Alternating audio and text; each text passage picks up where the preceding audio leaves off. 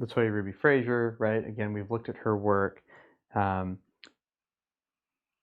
this continuum, right? So we're going into something that is documentary, right? In that, these are real people in real places, but they're very clearly sort of staged in a way that Alex Soth's photographs are not, right? We understand that Alex Soth has gone in there and made this photograph happen, but it doesn't feel as posed for the camera as Latoya Ruby Frazier's do.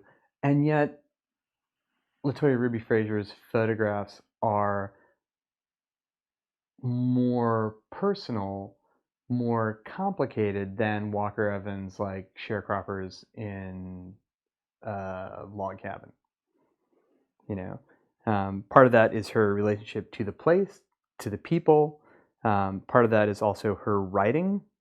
We get to some of that, right? So her adding text to the image, providing this additional context for the way that we read it. Again, right? This is taking that sort of way of seeing something as an image and adding this additional layer of information, meaning, context for it.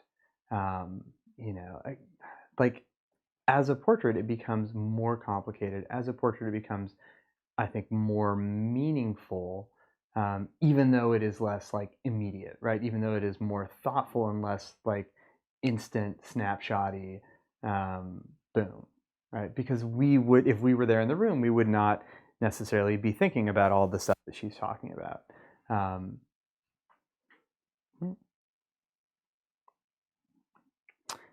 Darwin Bay, one of the things here, right, this like pairing of the images, also like feels kind of documentary, has a sort of social history behind it,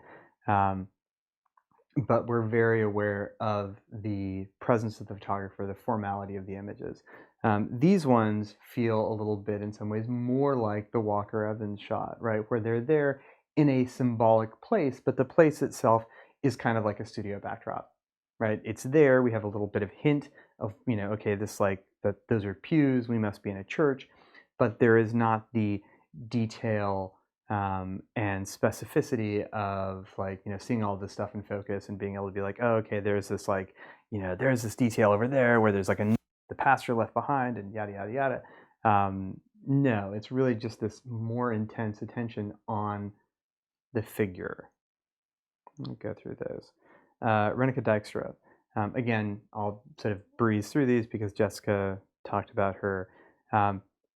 If we think about Darwin Bay's images as moving toward a studio aesthetic, right? If we think about street on one end of the continuum and studio on the other end, Darwin Bay and Renica Dijkstra are moving toward the studio feel, even though they are not sort of studio photographs as such, right? The beach in this feels like a backdrop, right? The lighting is doing that. The depth of field is doing that for Darwin Bay, right? That's, that's part of why they feel so separated out from everything. It's fairly plain behind them, super shallow depth of field behind them. They're big, they're taking up most of the space. All of the visual interest is on them. Same thing, right, with this photograph. Background's out of focus, all the light, all the sort of visual heat is on them, nothing else really going on. Feels studio. Right, so even though they are not studio pictures, this picture is amazing. That is the vibe that we get from them.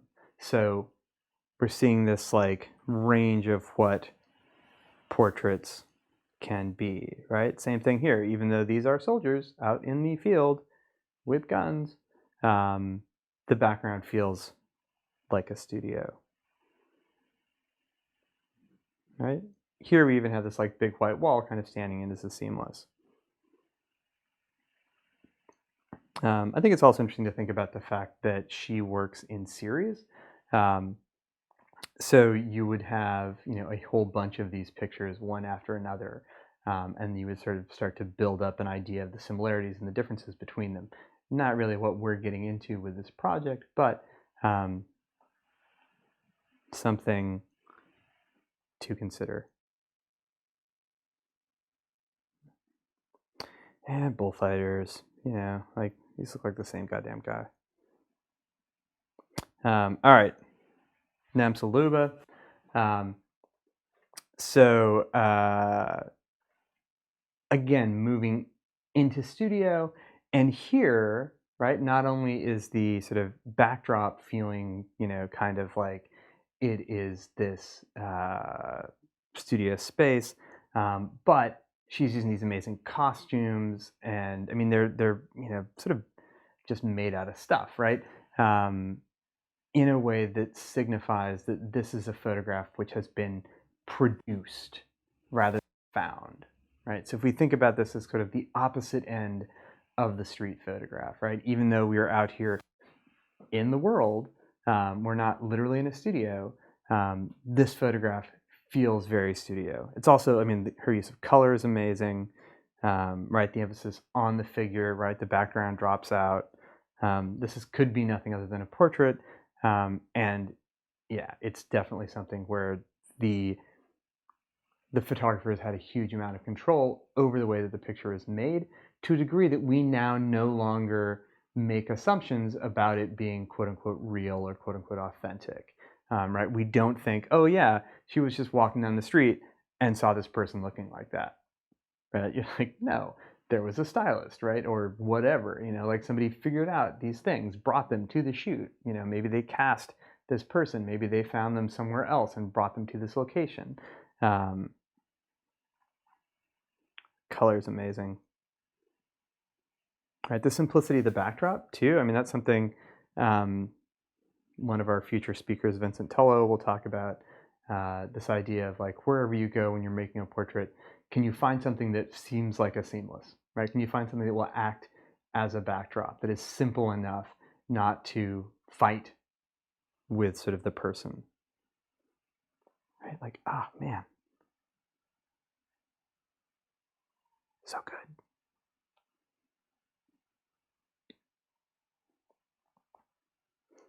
If you're not familiar with the work, like there's her website's on the website.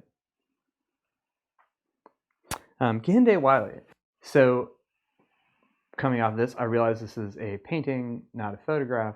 But the way that these are huge, right? These are gigantic, gigantic pictures. And that's something else thinking about the portrait, scale is really important.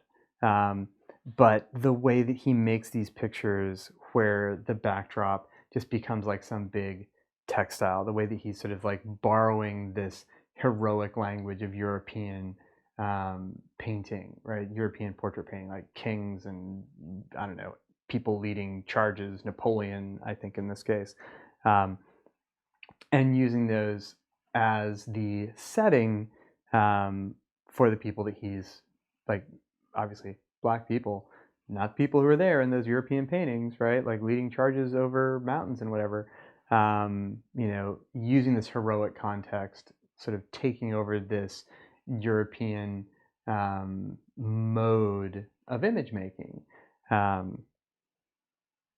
Right? This is the sort of, on that side, the thing he's building off of, and on the right, his painting.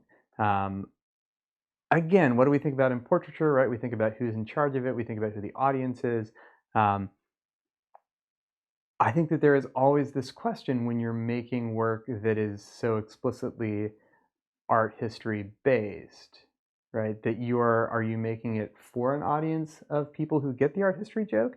Are you making it because you just find that interesting? Are you making it because it's a way to sort of take over that territory? Yeah, I don't know. You think about it. You figure it out. But God, he's good. So much like the some of the fashion images, right? These are very produced, they're very lit, they're very posed, they're very sort of consciously constructed. They have this backdrop that is sort of fantastical. Like, wow, they are not real. So Ariel Bob Willis. I have her right after Kende Wiley because the color in her work is just so goddamn good. And because she is now almost full circle from where we started, looking at like photographing on the street, this immediacy of that, this like the back and forth between the photographer and the person in front of the camera. She is absolutely like this sort of like improvisatory, like body as sculpture, finding a location, matching the colors, like working with camera angle, like super creative, really, really great. One of the things that she'll do, like take a picture and then turn it over, right? And so it's this disorientation of the viewer, like what's up, what's down, we don't really know, this beautiful flat fields of color, like, goddamn. Like so good. Right? Sort of working with, garments, messing with them, using them in unexpected ways, right? This like bag with all these clips and the strong color of both of those things, like the hole for the tongue, like, it's not street photography. It's on the street. It's not street photography though. It is not real, but you sort of feel this greater interplay between the photographer and the person. You feel that it is sort of a sort of cooperative creative act, right? In the way that a dancer and a photographer work together kind of equally to make an image. It just makes you want to go out and find all these like amazing regular universe pops of color and make pictures.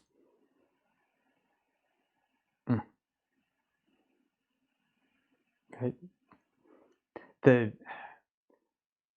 Thinking back again to the street photography, the everydayness, the normalness of the things in the picture, right? The sort of like taking things that you and I could just find and doing something with them, and that creative process of making the costume, the setting, the whatever out of these regular things, right? Everybody doesn't have to go out and like buy a bunch of fucking Comme des Garçons to get a fashion picture.